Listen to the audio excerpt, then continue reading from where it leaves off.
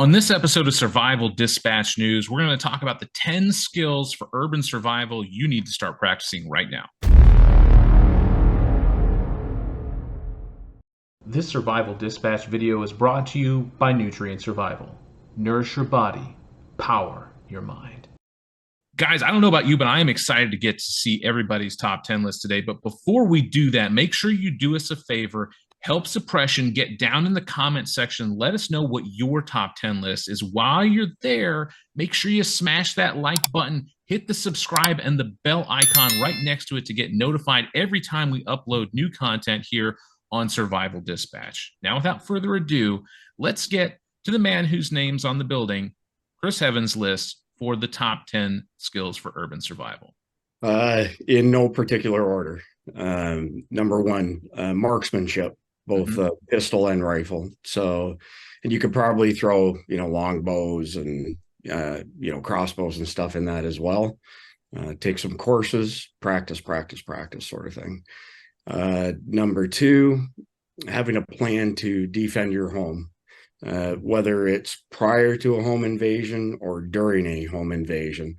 If you fail to plan, you plan to fail. So a plan that you have with your family. For example, one house that we had that was a split floor plan, the rule was everybody goes to the restroom that's on the other side so that if I have to pull the trigger, I know not to shoot in that general vicinity sort of thing. Navigation. So having paper maps, a compass, marking important stuff on that map. So places where you could get resources and preferably unconventional places where you could get resources. So we're still in Puget Sound, Washington State. There's a ginormous industrial park, 5-minute drive that way, maybe 20-minute walk, that has distribution centers from every major retailer in the country. So they may not have fresh food, for example, but an Amazon warehouse would have lots of other food available. There's Targets over there, they got tons of Bud Light for those people. Trader Joe's, so on and so forth. He went there. Extra wide crotch swimsuits. Yes. Well played. Yeah, those two. Yeah. And you're damn skippy. I went there. So that's a navigation piece. Next one, field medical skills. Mm-hmm. So, take some courses, take some workshops, get certified. In a perfect world, everybody in your family, everybody in your survival group should have like a bare minimum of field medical skills.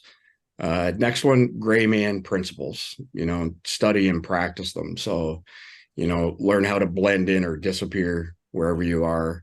Learn how to move undetected. Big one for Mike. He's mentioned multiple times. Learn how to move from one point to another where you have some cover or at the very least some concealment. Practice that. Look up, not just horizontally. Again, that comes from Mike previously. Basic survival. So things like starting a fire, practice multiple different ways. Purifying water, which is, very complex. There's purification, there's filtration, and then there's a gazillion different things that, you may have to remove to make it, potable water. Building shelters, temporary shelters, or even, something more substantial. So, in Georgia, there's a guy named Casey, Georgia Bushcraft is the name of his business. He holds multiple large events through the year, but he's constantly got ongoing workshops on this stuff. And it's really high quality training. Then the guys from SE Knives, just north of you, Mike, trying to remember the name of their operation, but it's not SE Knives, it's their partnership, but they have a ton of really good workshops that you can take as well. The next one kind of goes hand in hand with the maps and navigation, and that would be scavenging. And so I also threw hunting in there as well. Note where those resources are in close proximity, lay out the safest path with contingencies, and learn some hunting and dressing skills, with caveat that if we get into a major disaster, there won't be anything. The landscape will be stripped of edible animals. Mike? Would that qualify as hunting and gathering? Have we regressed to hunter-gatherers? If the shit really hits the fan, I guess so, right? Fair. The next one I had on my list was surveillance techniques. So situational awareness, super important.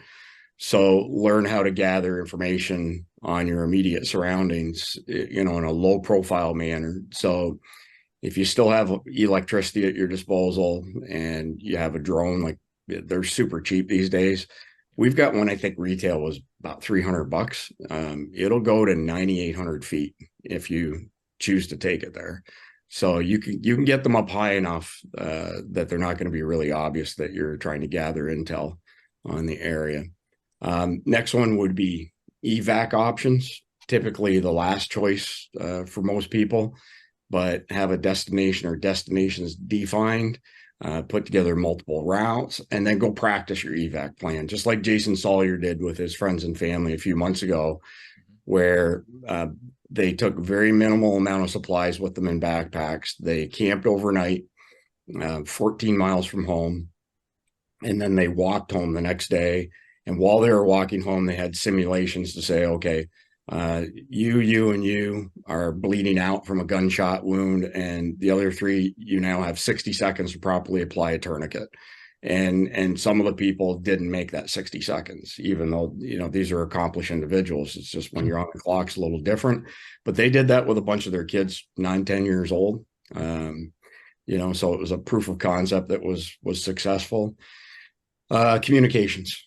So, having ham radios and Faraday bags is probably the cheapest way to go, because you can access, FM radio, communications, NOAA, so you can get weather updates, blah, blah, blah.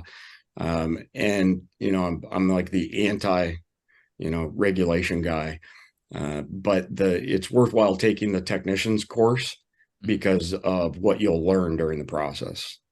Personally, don't think that you should have to pay the government for a license to use that, but so be it. And then some honorable mentions.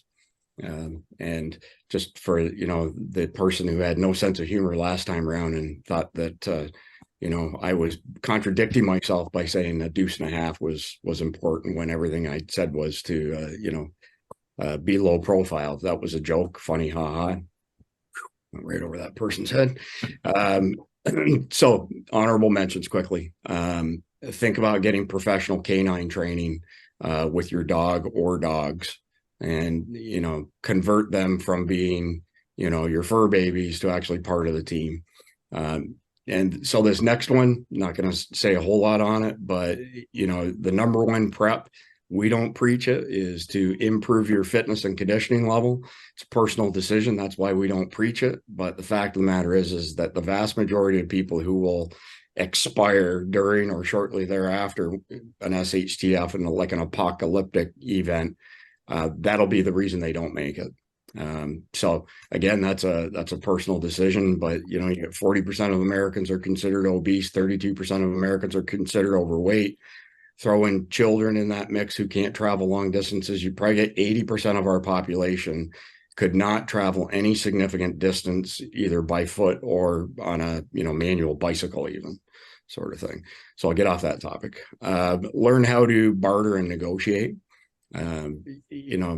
Some people, like salespeople, are better at this than others, but it's a valuable skill that you're probably going to need, because you can't store everything and expect that you'll have everything, as far as amenities are concerned in this type of situation. Learn how to pick locks, get a lock picking kit. It's not that hard. Practice, practice, practice, like everything else. And the final one is take a course on active shooter training. There's some really good workshops out there. Clearly, the in-person ones are better than the online ones, but if time dictates you can't get to in-person, at least online's, no knowledge is bad knowledge. And there's lots of resources online that are free that you could study, but really taking a course from a professional. Every time I've done a workshop like that and I've gone into it not knowing what to expect, I've come out of it and thought, holy crap, like this was an amazing workshop. Whoever's teaching it, what an amazing skill set and, brain power they've got. So that's it for my list of honorable mentions. That's an impressive list, to say the least. Mike, did you have something you wanted to add? Okay, you were disagreeing with me that it was a good list. So I'm curious. You had mentioned scavenging, and this obviously comes with a little bit of a legal disclaimer here, right? Because we're not talking about looting, we're not talking about going out and getting big screen TVs. When do you think the differentiation between looting and scavenging comes up? Because I think that's a big issue that I think we have in the preparedness community that we haven't maybe talked about enough. Yeah, when the rule of law goes out the window. So if it's complete anarchy, there are no first responders of any type at that point in time. It's every man for himself. All right, that's fair. Yeah. So aren't there some laws up? I seem to remember that, like, up in Canada and very remote regions, there are some laws that actually will protect people from, like, breaking into remote cabins and stuff like that. And you guys definitely, in the comments or wherever, definitely point out if I'm wrong here.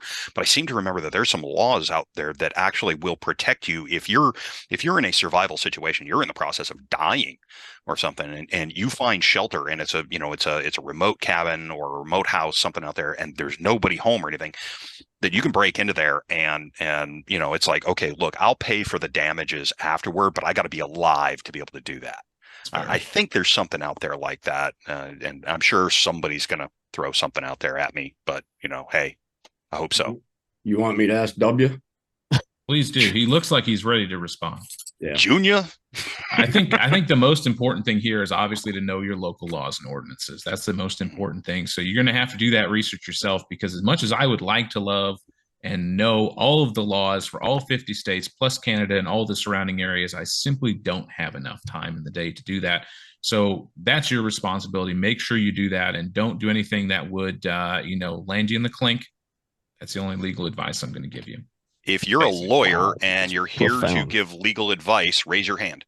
Yeah, if you're not dead. Exactly. I think that's the key. It's like, when there is no rule of law, there are no laws to abide by.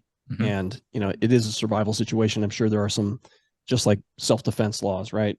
If there are, pure survival laws, right, that are on the books, okay. Laws of morality. Yeah. I'm with you. Yeah.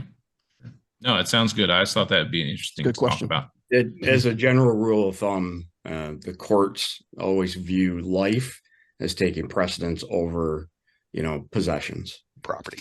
So if I'm not a lawyer either, but if it's the difference between life and death to utilize those resources, I kind of want to hope that we live in a society where that would be forgiven. For sure. I would hope so too. Of course, we've got our favorite Army Ranger here today, Eric. Thank you for coming back and joining us again from Nutrient Survival. Give us your list. I'm interested to hear what an Army Ranger has to say about urban survival. A smart Army Ranger, smart. Not a I strong liked Chris's Army Ranger. list. Thank you, Mike. Appreciate that. I liked Chris's list a lot, and I'll try not to be redundant here, but I think you hit it up top that there's three things in survival situations. One is you've got to have the right mindset. And that takes rehearsals and practice in your head and, mental toughness. Last time we got together as a team here, we talked about, the tool set, the gear. That was kind of fun. And we took it in a couple other places too. It was about planning and other things that came up in the course of that discussion. But today, clearly it's about skill set. So mindset, tool set, skill set, those three things can get you through. They've got to be, balanced, right? Like a stool. And I kind of thought about the situation in terms of urban as I'm not worried really about bushcraft. Now, Chris talked about some bushcraft skills. I think they will come in nice and handy if you have those. But really, we're talking kind of urban and a little bit of a different situation, not operating in the wild. So for me, I think the first thing in my view is the safest place for me in an urban SHTF situation is my home, and I want to get home. So top of my list is navigation. And, the number of times that I popped out of a subway in New York City and tried to figure out which way was Broadway and which way was, 3rd. And, you need to have good navigation skills. You guys talked a lot about maps. I think that's important. But also look what's happening right now in New York, right? With the skies being orange. You may not have the sun to help you. And even if the sun is out, when you're inside, in a city with all these skyscrapers, it's very difficult to have that orientation and those appropriate landmarks, especially if it's a foreign situation for you. So I would definitely want to make sure you understand, and like Chris was talking about, have your landmarks figured out on that map. That's an important piece of it. But how to read a map, how to use a compass to orient you, even just a little watch compass, a little bubble compass, something like that, and be able to get back, home. The second one for me is water collection. Coffee. Yeah, go ahead. Number 2, coffee. We've been there. Mike was giving me grief about it, but anyway, it's good stuff. Keeps us out of jail, man. Yeah, water collection. I think this is an important one because power is likely going to be out. You're not going to have wells that are pumping, utilities that are working the way they should. So you'll be looking for water sources, whether it's running water or still water. You need to know how to filter the water if it's dirty, and that's probably the least of the concerns. I would say sanitation is probably the biggest one, so you don't take in bugs that are going to make you sick, give you dysentery, screaming 180s, as I like to say. So make sure you know how to collect water and distill it, filter it, sanitize it. If that's the situation, if you're next to the sea, knowing how to distill seawater into fresh water. There's a lot of really cool little techniques out there. I'm not going to go through my survival book and teach you that right now, but know that skill. I would say the third one, and Chris hit on this too, with home defense a little bit, but home fortification. So how to barricade your doors, both inward pushing doors and outward pushing doors. The most common place for break-ins is the front door. And then after that, it's, and Chris, this, right? Mike, this, it's windows that are on the base level of a home. So you've got to, think about those first and make sure that those are well fortified.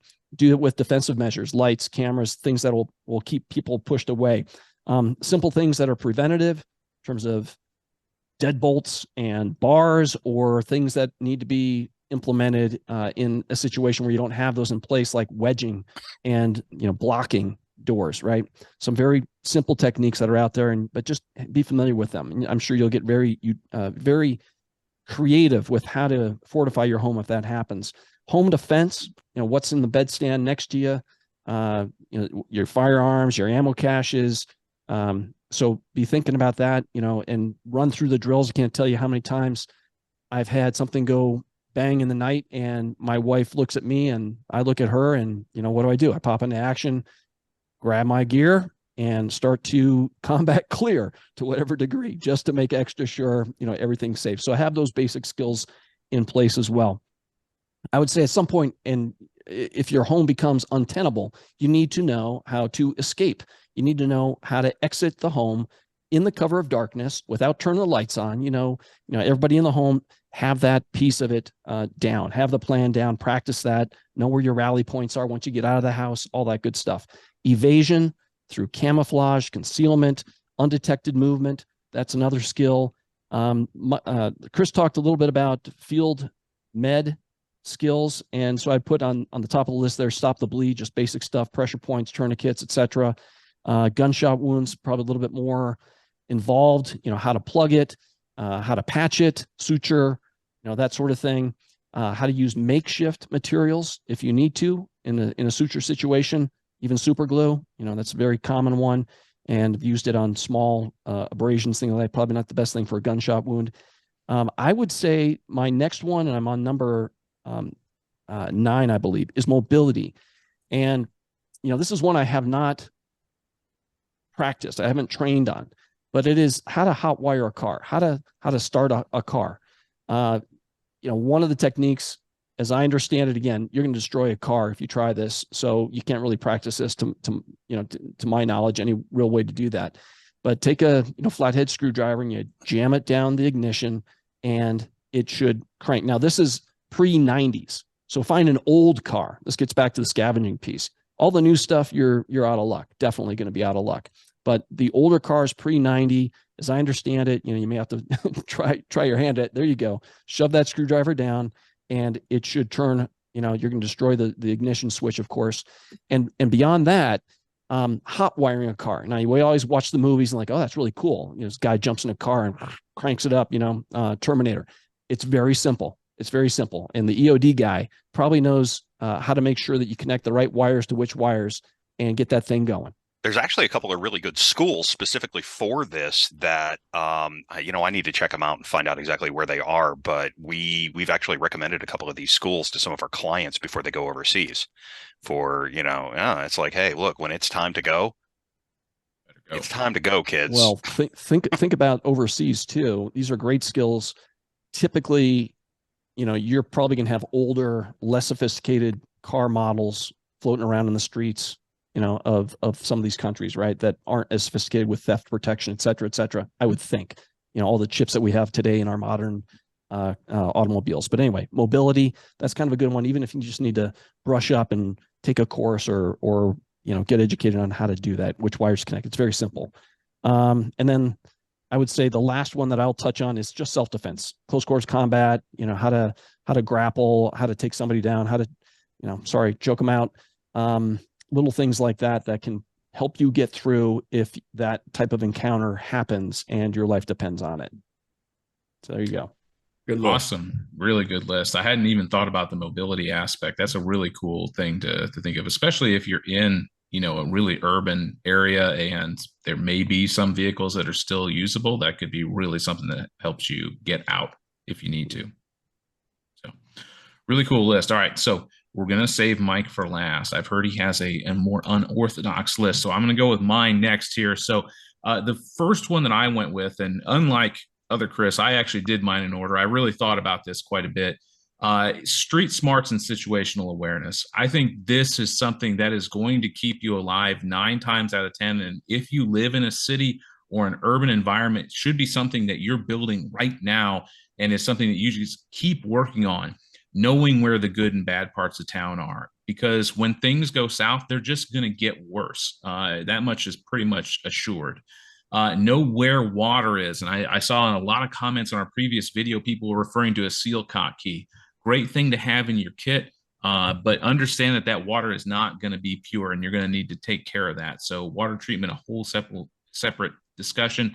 But then just listening to your gut. If you look down a street and it looks like you get this feeling like, man, I really shouldn't go down there, don't do it. Listen to your gut, trust your instincts, and just develop that situational awareness in that urban environment. Because, like we were talking about earlier, there are more areas of attack, looking up, it's not all just here on the horizon. There are threats from all directions. And that's even more so in an area that has a lot of tall buildings. Number 2, mental toughness. When you feel like you want to quit, try and keep going. I think that in a survival situation, the more mentally tough people out there are going to be able to handle that better. And that is a skill that you can develop. It's not something you're necessarily born with, but you can work on it yourself. So if you're out working in the yard or you're doing some work around the home and you just feel tired and you feel like you want to quit, try going another 5 minutes and just keep pushing yourself to develop that mental toughness a little bit so that you can, in a more dire situation, be ready to go and be able to push through whatever is coming at you. Number 3, gardening. In a really bad survival situation where you're going to have to live on, what you can grow, being able to do that may be the difference between life and death. And this is something you are going to have to practice quite a bit. It is not something that you can just be like, oh, I've got seeds, I've got dirt, I'll throw them in and I'll have tomatoes in a week. It doesn't work that way. And there's a lot of trial and error, a lot of things you need to learn. And now is the best time to do it because the grocery stores are still full, at least as of the date of recording this video. You can still go buy stuff. So if your garden fails, you're not going to starve. So working on stuff like container gardening, rooftop gardens, if your apartment complex or building manager will let you do something cool like that, obviously don't do anything without permission. That'll get you in trouble. And then things like windowsill planters or things like that. You can start doing like sprouts in your home right now without anybody's permission. Easy thing to do and can get you through in case of an emergency if you do end up running out of food out of your stockpiles. Something that you really want to do now so that when it matters, you're ready to go. Number 4, food preservation. This is something that, is My grandparents were really into it. My parents are into it, and it's really started to become lost on my generation. It definitely is another thing that takes skill to make sure that you're not canning botulism. That seems like a good thing to try and avoid. So practicing that now and understanding how to can and having those skills ready to go, a great way to do it. Of course, there's other food preservation. You've got dehydration. You've got, salting, things like that. These are skills you need to learn now, and you can do this rather easily. Go to your clearance section at your local, grocery store and pick up some pickles, or excuse me, some cucumbers that are on sale. Try and pickle them. See what happens. Find a farmer's market. You were right. I was my next point. Go check out your local farmer's market and help your local farmers to support local business. A great way to do it. Buy up all their tomatoes and try canning some tomato sauce or whatever it is that you like. Just make sure you're canning stuff that you like and you'll actually eat. That's another important aspect, but lots of great ways to do that now without, risking the potential of, death by starvation or botulism, both of which are not fun. Number 5 is going to be, and Eric hit on this, close combat skills, specifically hand-to-hand combat. A lot of people don't know how to fight on the ground, and they get on the ground and they're just like, okay, what do I do? It's like, I thought we're just going to have a stand-up fight. We're just going to, trade hands and stuff like that. It doesn't work like that in real life. When you see people fighting in the street, inevitably, for the most part, it always ends up on the ground if they're going hand to hand. Or just remember back in school, right? If that was a thing, back in the day, I remember we had, fisticuffs at school, and eventually they got a hold of each other and they threw each other around. If you don't know how to handle yourself in that situation, it's pretty much over at that point. You're completely helpless. So at least having some basic understanding of ground fighting techniques, whether it be wrestling, Brazilian jiu-jitsu, judo. I did hapkido in college, where we did some ground fighting in there. And so that will at least give you some idea of how to at least get away from that situation. If you find yourself in that and you are, surprised and maybe somebody takes you down, at least you have an idea how to get out and maybe run away and, live to fight another day. We've touched on this before, bartering. Number 6, learning how to talk to people and negotiate, being someone who can just shoot the breeze with somebody else and develop that rapport with them. I understand that this can be an uncomfortable thing to do for some people. I know a lot of people who are introverts who don't like putting themselves out there and getting involved in conversation, but it can be something as simple just to kind of break the ice. Oh, excuse me, sir, could you tell me what the time is today? Just to kind of inoculate yourself to speaking to other people. And, you don't have to start up a conversation. Oh, so are you willing to trade your pocket watch there? I mean, that would be weird. Let's be honest. But just learning how to talk to people and how to handle yourself and, things to start conversations, a great way to do it. And that can lead into bartering later so that, you know how to handle yourself. You don't look like an easy target for somebody who maybe, has a lot better, people skills, and maybe you get taken for a ride, and that's the last thing you want. Number 7, and I'm kind of thinking about, again, like what Eric was talking about, like in a city situation, something like that, having some handyman skills, knowing how to repair things, how to repurpose things. This was huge back in the Great Depression. My grandparents saved everything, and I know because we cleaned out their house after they passed away, and it was quite a job. There were several dumpsters involved, but being able to repurpose things, reuse them more than once, if that tinfoil is still good, you might be able to use it a second time. And our grandparents knew how to do that, to say the least. But being able to fix things is a great skill to have that you can learn now. Just getting some basic tools, some screwdrivers, some wrenches, things like that. Great tools to have around the home, but also good for being able to fix things and not having to rely on, I'll just go buy another one. Because if things go down, there ain't going to be a place for you to buy another one. Or if you do, it's going to cost you an arm and a leg or some of your preps that you may not want to have to give up. So being able to repair things or repurpose them, a great skill to have. Of course, we touched on this marksmanship. As always, guys, if you need ammo, make sure you check me out at ammo.com. Would really appreciate that for practicing those marksmanship skills, but being able to handle that weapon, rifle and pistol, shotgun, whatever it is that you want to use, being able to understand that manual of arms, and how to clear malfunctions, things like that, incredibly important in a survival situation. Then we've got first aid. We've touched on this a little bit. It's great to have a first aid kit, but if you don't know what's in it or how to use it, it's pretty much just a weight on your belt at that point. So know how to fix that, because that could be the difference between you surviving or one of your loved ones surviving. Being able to, like you said, stop a bleed, Eric, how to apply a tourniquet, like what Chris was talking about with the skills challenge, basically that Jason was going through. So really important skills just to learn how to do that and practice it as much as you can. And then the last one on my list, and I kind of hemmed and hawed over this one, adaptability. Being able to make decisive decisions and doing it in a relatively quick time frame. I know a lot of people get stuck by analysis paralysis. They want to look at all different options and think, oh, well, let's see how things work out. In a disaster situation, you may not be afforded that luxury. And not making a decision and standing there still is a decision. And inaction is probably the worst action you can take. Making that call quickly. Let's fix that. Making that call, being able to quickly analyze the situation and say, okay, we need to go here, or we need to go here, or we need to avoid this spot because it's dangerous. Let's go the other way.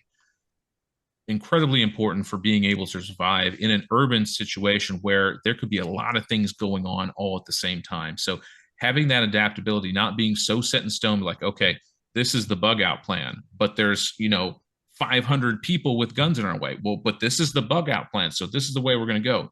That's not a good way to survive, guys. You have to be able to adapt and overcome and go a different direction if your main course is not available. So that was my top 10 list. Wanted to go ahead and pass it off to Mike, Mr. Cleanup. I'm absolutely astounded. Either you guys have been an influence on me, or I've been an influence on you guys, or either that or we're all just talking about the same thing. Because guess what? You're not going to see anything absolutely crazy here. So yeah, right. So over at Crisis Application Group, we used to have our skill sets broken down into 7 primary functional skill sets. We would have communications. We had marksmanship. We changed that over to security at a certain point. We had austere medical, and we had survival. And then later on, there was a lot of things that, were just going beyond that. So we added on engineering skills, homesteading skills, which is nothing but survival, moved from the survive to thrive point.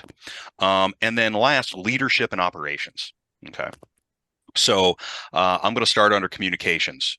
So first, tactical communications. Just our basic TACCOM course that we used to run was basic radio communications and radio security. Knowing when to just not push the stupid button. Stay off the radio.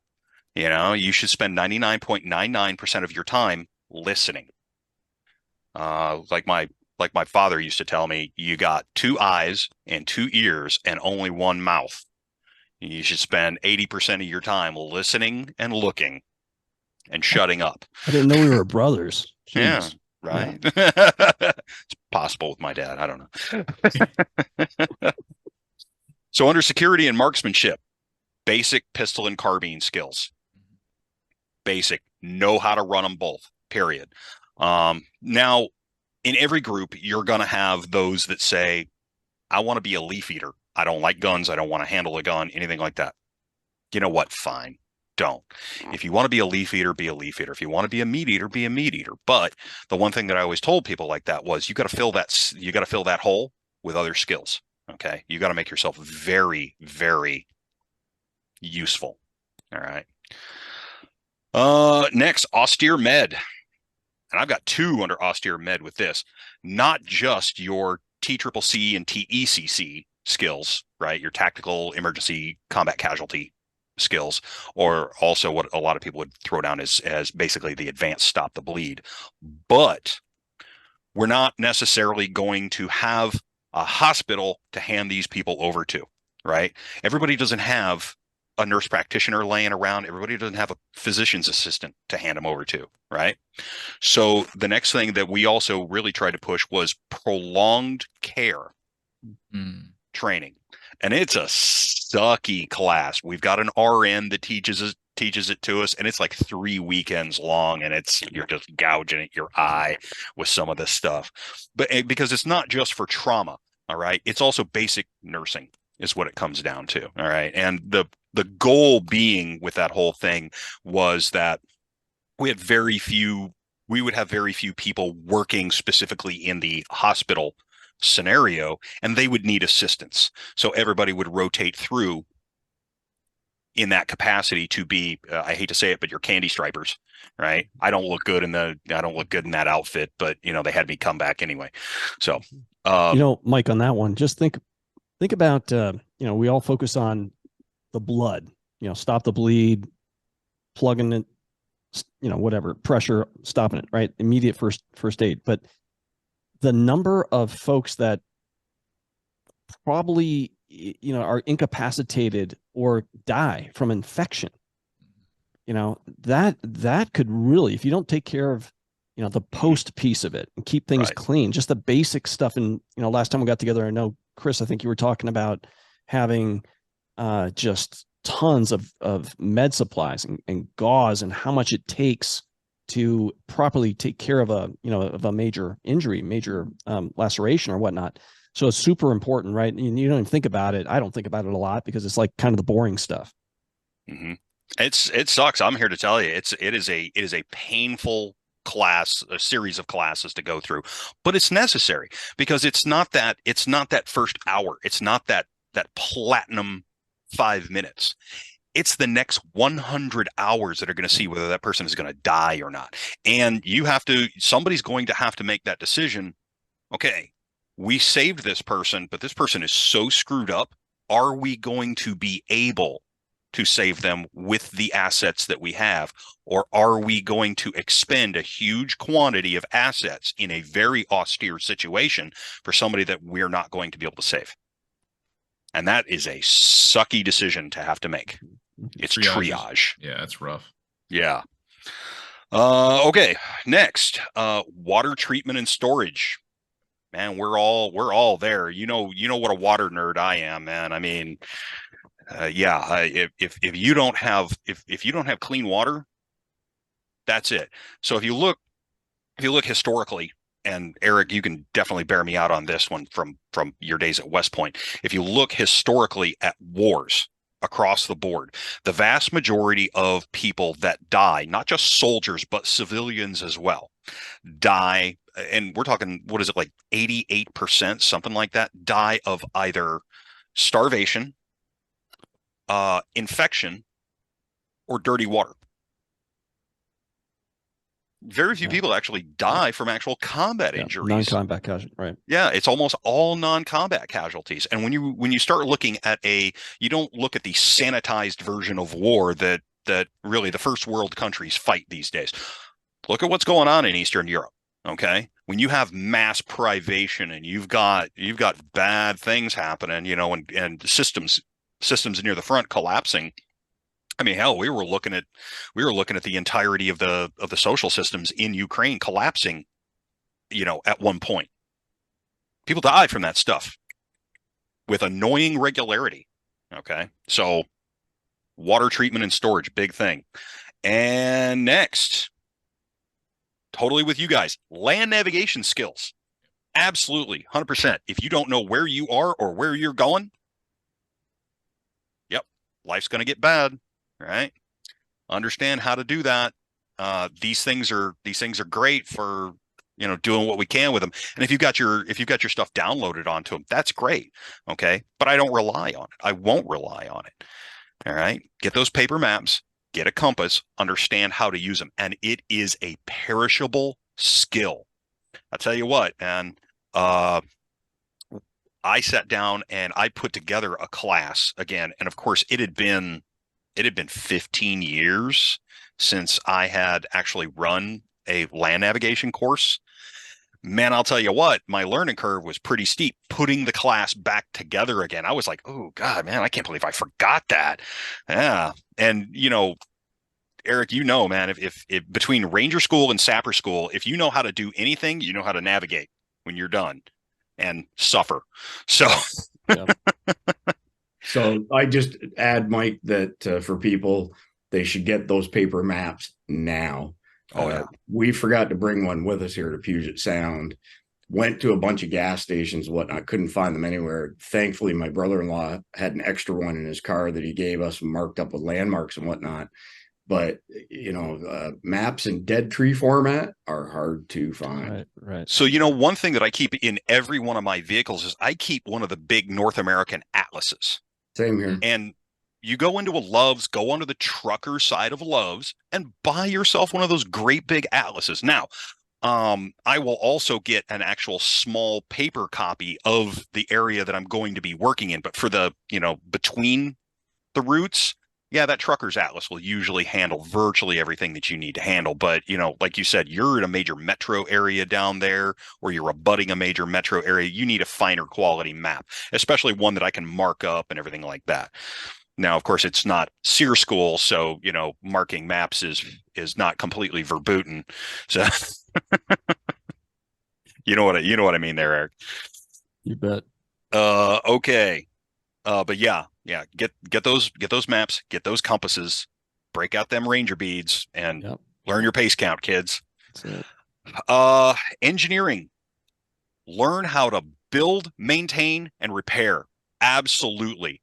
So I had one guy that we were discussing things with, and he was completely against this. He was like, why do I need to know that if I'm a trigger puller? That's my job. Well, and of course, if I meet somebody in the preparedness world and all they want to be is a trigger puller, that's huge red flags as far as I'm concerned, right? That's not good because, I've told you guys before how rarely you're actually going to get into a TIC, troops in contact, actually a shootout. So I posed to him, okay, one of these days you're going to get into a shootout. Now, the question is, why is it that old soldiers, old EOD techs like me get so nervous the longer and longer that you stay doing these things? Well, because it's just like Vegas, man. You can only roll them dice so many times before you're going to come up snake eyes. Okay. So say you go out running and gunning all the time and eventually you take a hit, right? Say you get your pelvis wrecked and you survive that. What other skills do you got to keep yourself, as a benefit to your community other than maybe doing some gunsmithing? Nothing. Okay. You better have some other skills. That's a bad place to be. That's a bad place to be. Nobody should be like that. Was it Heinlein said that specialization is for insects? All right. I'm off my soapbox now. Little Chris, just like you, man, small scale agriculture. Small scale agriculture. Do it now. Make all your mistakes now. If you don't make your mistakes now, you're not going to have learned from it. Keeping a seed vault and just saying, oh, I'm just going to grow these things. A buddy of mine has a seed vault, and 3/4 of the stuff in that seed vault are not fungus resistant. And we're here in the Tennessee River Valley, right? And fungus is our biggest problem here for all of these things. 3/4 of that stuff will die here in fast order. I'm like, why do you have it? He was like, well, I didn't do any research on it. Then why did you buy it? Like, dude, get the appropriate seeds for the place you're in. Okay. Learn how to grow them. Make all your mistakes now when it's a 75-cent problem. Okay. You can just go down, you can buy another pack of seeds, and you can hit the Piggly Wiggly and, get all the food that you need. All right. Maybe run into Miss Daisy while you're there. And yes, food preservation. Food preservation. It doesn't do you any good to grow 5 acres worth of crops and butcher out 3 cattle a year if they just rot. All right. All that is 3 meals for your community. That's it. And the rest of it's fertilizer. Well, you just wasted a ton of resources. Okay. Food preservation is a thing. Understand how to do your food preservation, like Chris said, without botulism being an issue. Botulism sucks. And the last one, the soft skill, communication skills. All right. communication skills, just like you were saying, if you're a little bit of an introvert, things like that, eventually you're going to have to talk to somebody. You're going to have to barter. You're going to have to talk to the next community over. You're going to have to talk to the people in your community to keep them from digging out all the food that you guys have got stored as a community, because they want a meal now, because human beings are stupid. Okay. And by and large, human beings are stupid. I think we can all agree on that. All right. They want a meal now. And it's like, listen, if you get 2 meals a day now, that means we make it all the way through to the next crops going. But if you continue submitting to your baser instincts and saying, well, I want more now, well, then we're all going to starve before the next crops come in. So you need to be able to communicate these things. You've got to learn some communication skills. You've got to learn how to talk. You got to learn how to barter. You got to learn how to negotiate. All right. Because all life is a negotiation, period. You've got to have those communication skills. And if you don't have communication skills, you don't have a whole heck of a lot of anything now, do you? So well said. That's pretty much my list. And the only honorable mention that I've got on there is going back to the canine training that Big Chris tossed out there early on. If you want to see some cool canine training, look at the people from Fortress Canine. They've got a really, really awesome methodology. It's not bite and hold like a lot of canine training programs are, law enforcement and stuff. They actually train the dogs for bite and fight.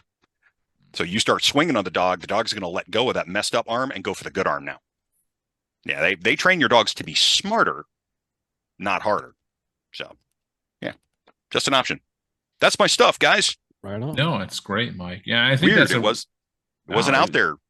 It wasn't. It was all like in line with us. That's crazy. That's like a first here on the show, I think. But I think it's a really good point is, if you do have a dog, thinking that they know what to do without having trained them is a pretty big mistake. I mean, you look at, like military dogs, police dogs, they've gone through years of training to know how to do that. And if you think that your puppers is just going to be like, oh yeah, I'm a military dog now. No, he or she is not going to do that. So it's getting Chihuahua. Well, maybe they come out of the, in this world knowing how to, rip throats out. But besides having a Chihuahua, if you don't have that type of dog, getting that training is so incredibly important. I want to take a second to make sure we recognize the comment of the week from our last video, and this comment comes from Marcus321Go. Thank you so much, Marcus, for your comment. Really appreciate it. Marcus says that in addition to the classic advice of having a fire extinguisher on every floor, he also recommends having fire blankets. They're inexpensive and a great way to smother little fires without using a fire extinguisher, which can ruin your home or your car. That's absolutely true. And fire blankets are also a great way for escaping a fire. You can put them over your shoulders, put them over your head. Just make sure you don't completely cover your head so you just suffocate yourself. But a great way to prevent fire damage and burns from yourself if you're escaping a burning building. A great piece of advice. Thank you so much, Marcus, for that, and definitely something to add to everyone's fire kit. Guys, let us know down in the comments section what you thought of our top 10 list. What did we miss? Let us know down there. And thank you for everybody for coming out today. It was really great having you all here, as always, on Survival Dispatch News. And we'll catch you all on the next one.